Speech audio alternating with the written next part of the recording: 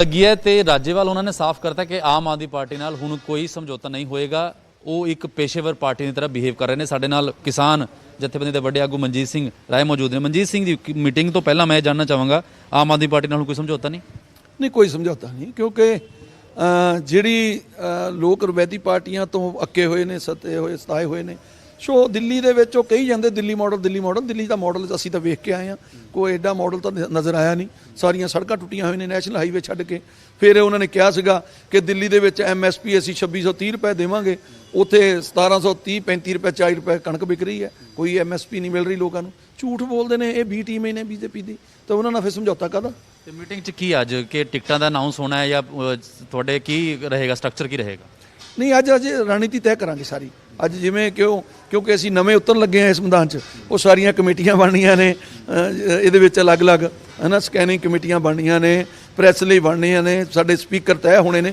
ਉਹ ਸਾਰਾ ਕੁਝ ਅੱਜ ਤੈਅ ਕਰਾਂਗੇ। ਉਹ ਸਾਰੀ ਰਣਨੀਤੀ ਅੱਜ ਤੈਅ ਹੋ ਜਾਏਗੀ। ਜਿਹੜੀ ਲਿਸਟ ਹੈ ਉਹ ਵੀ ਆਉਣ ਵਾਲੇ ਦਿਨਾਂ ਦੇ ਵਿੱਚ ਜਾਰੀ ਕਰ ਦਿਆਂਗੇ, ਕਿਉਂਕਿ ਸਮਾਂ ਘੱਟ ਹੈ ਹੁਣ ਤਾਂ। ਹਾਂ, ਕੋਈ ਨਹੀਂ, 5-7 ਦਿਨਾਂ 'ਚ ਸਾਰਾ ਕੁਝ ਹੀ ਜਿਹੜਾ ਉਹ ਤੈਅ ਹੋ ਜਾਊਗਾ ਸਾਰਾ। 5-7 ਦਿਨਾਂ 'ਚ? ਹਾਂ, ਸਾਰਾ। ਕਿਉਂਕਿ ਰੈਲੀਆਂ ਤਾਂ 15 ਜਨਵਰੀ ਤੱਕ ਰੋਕ ਹੈ, ਫਿਰ ਕਿਦਾਂ ਤੁਸੀਂ? ਕੋਈ ਗੱਲ ਨਹੀਂ, ਰੈਲੀਆਂ ਦੀ ਲੋੜ ਨਹੀਂ, ਲੋਕਾਂ ਨੇ ਮਨ ਬਣਾਇਆ ਹੋਇਆ।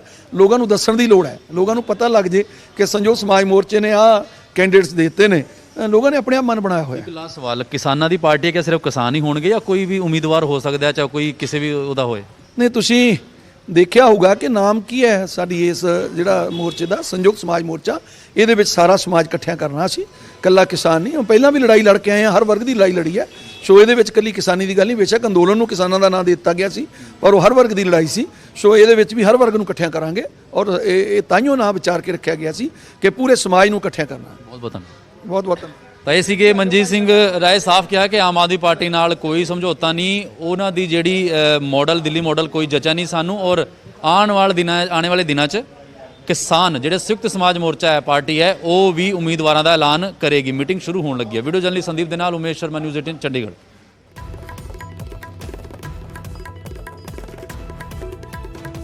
मोर्चा कोई ਵੱਡਾ ਐਲਾਨ ਕਰ ਸਕਦਾ ਹੈ और खास तौर पर आप दे नाल टुटी है संयुक्त समाज मोर्चे की गलबात। दस दईए कि साफ कर दिता गया कि आम आदमी पार्टी के नाल कोई भी गलबात किसानों की नहीं है और आप दा दिल्ली मॉडल झूठा है। मनजीत राय कहते हुए नजर आए ने, जो कि संयुक्त समाज मोर्चे का हिस्सा ने।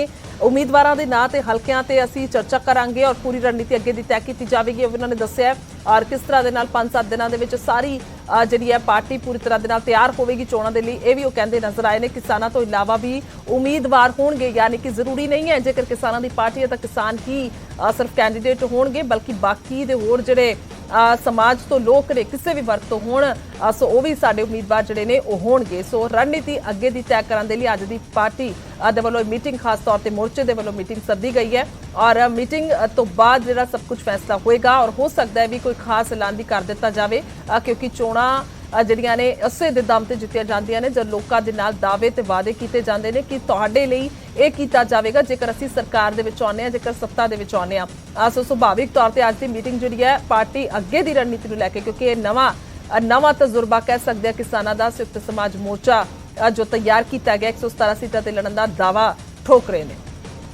ਸੋ ਆਖਿਰਕਾਰ ਮੀਟਿੰਗ ਜਿਹੜੀ ਹੈ ਕਿਸ ਤਰ੍ਹਾਂ ਦੇ ਨਾਲ ਹੈ ਔਰ ਕੀ ਕੁਝ ਅਪਡੇਟਸ ਨੇ, ਸਿੱਧਾ ਚੱਲਦੇ ਉਮੇਸ਼ ਸ਼ਰਮਾ ਨੇ ਸਾਡੇ ਨਾਲ। उमेश, हाल की गल की जाए तो कि कुछ सब तो पहला अपडेट्स ने अज की किसानों की इस मीटिंग को लैके? देखो, असी किसान भवन च मौजूद हाँ। इस टाइम किसान आगुआं की मीटिंग चलती पई है। कुछ किसान आगू हले पहुँच रहे भी ने जिहड़े, क्योंकि दूर तो आना सीगा। बलबीर सिंह राजेवाल होनी और BK दुआबा के मनजीत सिंह राय होण, चाहे मुकेश शर्मा होण, वो सारे किसान आगू ਜਿਹੜੇ ਹੈਗੇ ਨੇ ਉਹ ਇਸ ਟਾਈਮ ਕਿਸਾਨ ਭਵਨ 'ਚ ਇਸ ਬਿਲਡਿੰਗ ਦੇ ਸੈਕੰਡ ਫਲੋਰ ਤੇ, ਜੇ ਮੈਂ ਥੋੜਾ ਸਾ ਦਿਖਾਵਾਂ ਕਿਉਂਕਿ ਇੱਥੇ ਕੰਸਟਰਕਸ਼ਨ ਦਾ ਕੰਮ ਚੱਲ ਰਿਹਾ ਹੈ ਕਿਸਾਨ ਭਵਨ 'ਚ। ਹੁਣ ਇਸ ਬਿਲਡਿੰਗ ਤੇ ਸੈਕੰਡ ਫਲੋਰ ਤੇ ਕਿਸਾਨ ਆਗੂ ਜਿਹੜੇ ਹੈਗੇ ਨੇ ਉਹ ਮੀਟਿੰਗ ਕਰ ਰਹੇ ਨੇ ਔਰ ਕੁਝ ਉਹਨਾਂ ਦੇ ਸਮਰਥਕ ਜਿਹੜੇ ਤੁਸੀਂ ਦੇਖ ਰਹੇ ਹੋਣੇ ਉਹ ਬਾਹਰ ਵੀ ਖੜੇ ਨੇ। ਔਰ ਸਵਾਲ ਇਹੀ ਹੈ ਕਿ ਆਮ ਆਦਮੀ ਪਾਰਟੀ ਨਾਲ ਹੁਣ ਕੋਈ ਸਮਝੌਤਾ ਨਹੀਂ ਹੋਏਗਾ। ਬਲਬੀਰ ਸਿੰਘ ਰਾਜੇਵਾਲ ਸਾਫ਼ ਕਰ ਚੁੱਕੇ ਨੇ ਤੇ ਨਾਲੇ ਨਾਲ ਮਨਜੀਤ ਸਿੰਘ ਰਾਏ ਸਾਫ਼ ਨਿਊਜ਼ 18 ਤੇ ਕੁਝ ਮਿੰਟਾਂ ਪਹਿਲਾਂ ਤੁਸੀਂ ਉਹਨਾਂ ਦਾ ਬਿਆਨ ਵੀ ਸੁਣਿਆ, ਉਹ ਵੀ ਸਾਫ਼ ਕਰ ਚੁੱਕੇ ਨੇ ਕਿ ਹੁਣ ਦਿੱਲੀ ਦਾ ਕੇਜਰੀਵਾਲ ਮਾਡਲ ਜਿਹੜਾ ਹੈ ਉਹ ਕੰਮ ਨਹੀਂ ਕਰ ਰਿਹਾ, ਅਸੀਂ ਕੋਈ ਸਮਝੌਤਾ ਨਹੀਂ ਕਰ ਰਹੇ ਨੇ। ਮੀਟਿੰਗ ਜਿਹੜੀ ਹੈਗੀ ਹੈ ਕਿਸਾਨ ਆਗੂਆਂ ਦੀ, ਉਹਦਾ ਪਰਪਸ ਇਹ ਹੈ ਕਿ ਜਿਹੜੇ ਉਮੀਦਵਾਰ ਖੜੇ ਕਰਨੇ ਨੇ ਉਹ ਕਿੱਦਾਂ ਹੋਏਗਾ, ਅੱਗੇ ਰਣਨੀਤੀ ਕਿੱਦਾਂ ਹੋਏਗੀ, ਕਿੱਦਾਂ ਸਿਲੈਕਸ਼ਨ ਹੋਏਗੀ ਉਮੀਦਵਾਰਾਂ ਦੀ ਸੰਯੁਕਤ ਸਮਾਜ ਮੋਰਚੇ ਦੀ, ਉਸ ਸਾਰੀ ਚੀਜ਼ਾਂ ਤੇ ਜਿਹੜੀ ਹੈਗੀ ਆ ਉਹ ਰਣਨੀਤੀ ਅੰਦਰ ਬਣ ਰਹੀ ਹੈ। ਰਾਜੇਵਾਲ ਮੈਂ ਜਿੱਦਾਂ ਜ਼ਿਕਰ ਕੀਤਾ, ਬਲਬੀਰ ਸਿੰਘ ਰਾਜੇਵਾਲ ਹੋਣੀ ਔਰ ਬਾਕੀ ਕਿਸਾਨ ਜਿਹੜੇ ਲੀਡਰਸ ਨੇ ਉਹ ਹਲੇ ਮੀਟਿੰਗ ਕਰ ਰਹੇ ਨੇ ਸੈਕੰਡ ਫਲੋਰ ਤੇ ਕਿਸਾਨ ਭਵਨ ਦੀ।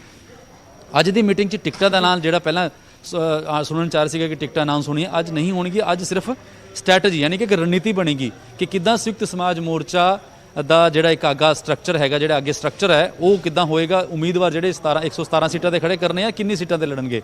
ਐਲਾਨ ਤਾਂ ਹਾਲਾਂਕਿ 117 ਸੀਟਾਂ ਦਾ ਹੈ ਔਰ ਸਮਾਂ ਵੀ ਘੱਟ ਹੈ, ਤਾਂ ਉਹੀ ਸਾਰੀ ਚੀਜ਼ਾਂ ਨੇ ਕਿ ਉਮੀਦਵਾਰ ਕਿੱਦਾਂ ਸਿਲੈਕਸ਼ਨ ਹੋਏਗੀ ਔਰ ਕਿਹੜੀ ਸੀਟ ਤੇ ਕਿਸ ਨੂੰ ਉਤਾਰਿਆ ਜਾਏਗਾ। ਉਹ ਸਾਰਾ ਜਿਹੜਾ ਚਰਚਾ ਹੈ ਅੱਗੇ ਉਹਨਾਂ ਦੇ ਸਪੋਕਸਪਰਸਨ ਦੀ ਗੱਲ ਹੋਏ, ਪਾਰਟੀ ਦਾ ਇੱਕ ਹੋਰ ਸਟਰਕਚਰ ਉਹਨੂੰ ਸਟਰੈਂਥਨ ਕਰਨ ਦੀ ਸਾਰੀ ਇਹ ਰਣਨੀਤੀ ਹੈ ਜਿਹੜੀ ਉਹ ਅੱਜ ਦੀ ਇਸ ਮੀਟਿੰਗ ਦਾ ਮੇਨ ਮੁੱਦਾ ਰਹੇਗੀ। ਔਰ ਜਿੱਦਾਂ ਹੀ ਇਹ ਮੀਟਿੰਗ ਖਤਮ ਹੋਏਗੀ ਅਪਡੇਟ ਵੀ ਕਰਾਂਗੇ ਕਿ ਕੀ ਨਿਕਲ ਕੇ ਆਇਆ ਮੀਟਿੰਗ 'ਚ ਔਰ ਕਦੋਂ ਅਨਾਉਂਸਮੈਂਟ ਹੋਣੀ ਹੈ। ਹਾਲਾਂਕਿ ਮਨਜੀਤ ਸਿੰਘ ਰਾਏ ਸਾਫ਼ ਕਹਿ ਚੁੱਕੇ ਨੇ ਕਿ ਆਉਣ ਵਾਲੇ 5-7 ਦਿਨਾਂ 'ਚ ਅਸੀਂ ਉਮੀਦਵਾਰਾਂ ਦਾ ਵੀ ਐਲਾਨ ਕਰਾਂਗੇ। ਜੀ ਠੀਕ ਹੈ ਉਮੇਸ਼, ਅਪਡੇਟ ਅਸੀਂ ਲੈਂਦੇ ਰਵਾਂਗੇ। ਫਿਲਹਾਲ ਸ਼ੁਕਰੀਆ, तमाम ਜਾਣਕਾਰੀ ਦੇ ਲਈ ਧੰਨਵਾਦ ਹੈ। ਸੋ ਕੁੱਲ ਮਿਲਾ ਕੇ ਗੱਲ ਕੀਤੀ ਜਾਵੇ ਤਾਂ ਕਿਸਾਨਾਂ ਦੇ ਵੱਲੋਂ ਇਸ ਸਰਗਰਮੀ ਜਿਹੜੀ ਵਧਾ ਦਿੱਤੀ ਗਈ ਹੈ। ਸੰਯੁਕਤ ਸਮਾਜ ਮੋਰਚੇ ਦੇ ਵੱਲੋਂ ਮੀਟਿੰਗ ਚੱਲ ਰਹੀ ਹੈ। ਬਲਬੀਰ ਰਾਜੇਵਾਲ, ਮਨਜੀਤ ਰਾਏ ਪਹੁੰਚ ਚੁੱਕੇ ਨੇ, ਹੋਰ ਬਾਕੀ ਆਗੂ ਆ ਰਹੇ ਨੇ। ਖਾਸ ਤੌਰ ਤੇ ਗੱਲ ਕੀਤੀ ਜਾਵੇ ਤਾਂ ਅੱਗੇ ਦੀ ਰਣਨੀਤੀ ਕਿਸ ਤਰ੍ਹਾਂ ਦੀ ਹੋਏਗੀ, ਕਿਹੜਾ ਉਮੀਦਵਾਰ ਕਿਸ ਹਲਕੇ ਤੋਂ ਉਤਾਰਿਆ ਜਾਵੇਗਾ, ਇਸ ਬਾਬਤ ਜਿਹੜੀ ਹੈ ਸਾਰੀ ਗੱਲਬਾਤ ਜਿਹੜੀ ਹੈ ਇਸ ਮੀਟਿੰਗ ਦੇ ਵਿੱਚ ਹੋਣੀ ਹੈ। ਔਰ ਖਾਸ ਤੌਰ ਤੇ ਜੇਕਰ ਗੱਲ ਕੀਤੀ ਜਾਵੇ ਤਾਂ ਚੁਣਾਵੀ ਮਾਹੌਲ ਹੈ, ਚੁਣਾਵੀ ਮਾਹੌਲ ਦੇ ਵਿਚਕਾਰ ਮੀਟਿੰਗਾਂ ਦਾ ਦੌਰ ਚੱਲ ਰਿਹਾ ਹੈ।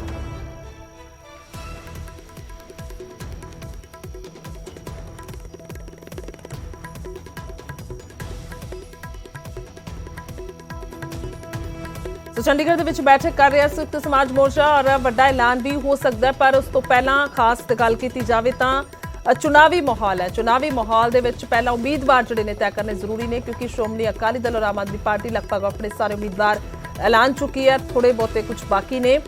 ਪਰ ਕਾਂਗਰਸ ਦੀ ਗੱਲ ਕੀਤੀ ਜਾਵੇ ਤਾਂ ਲਗਭਗ ਉਹਨਾਂ ਦੀਆਂ ਵੀ ਲਿਸਟਾਂ ਤਿਆਰ ਮੰਨੀਆਂ ਜਾ ਰਹੀਆਂ ਨੇ। ਪਰ ਕਿਸਾਨਾਂ ਦੀ ਗੱਲ ਕਰੀਏ ਤਾਂ ਬਿਲਕੁਲ ਨਵੀਂ ਪਾਰਟੀ ਹੈ ਔਰ ਇਹਨਾਂ ਦੇ ਵੱਲੋਂ ਮਾਲਵਾ ਖੇਤਰਾਂ ਦੇ ਵਿੱਚ ਤਾਂ ਕਹਿ ਸਕਦੇ ਆ ਪੂਰਾ ਤੌਰ ਤੇ ਜਿਹੜਾ ਹੈਗਾ ਵੱਡੇ ਲੀਡਰ ਜਿਹੜੇ ਆਗੂ ਨੇ, ਕਿਸਾਨ ਆਗੂ, ਉਹਨਾਂ ਦਾ ਉਧਾਰ ਹੈ। ਪਰ ਦੂਸਰੇ ਪਾਸੇ ਜੇਕਰ ਦੁਆਬੇ ਦੀ ਗੱਲ ਕਰੀਏ ਜਾਂ ਫਿਰ ਮਾਝੇ ਦੀ ਤਾਂ ਉਮੀਦਵਾਰ ਜਿਹੜੇ ਨੇ ਉਸ ਨੂੰ ਲੈ ਕੇ ਸਾਰੇ ਪਾਸੇ ਜਿਹੜਾ ਨਜ਼ਰ ਮਾਰੀ ਜਾ ਰਹੀ, ਕਿਉਂਕਿ 117 ਦੇ 117 ਹਲਕਿਆਂ ਤੇ ਇਹ ਜਿਹੜਾ ਉਮੀਦਵਾਰ ਐਲਾਨੇ ਜਾਣਗੇ ਔਰ ਉਸ ਤੋਂ ਬਾਅਦ ਕਿਹੋ ਜਿਹੀ ਤਸਵੀਰ ਹੋਏਗੀ ਇਸ ਦਾ ਵੀ ਇੰਤਜ਼ਾਰ ਹੈ।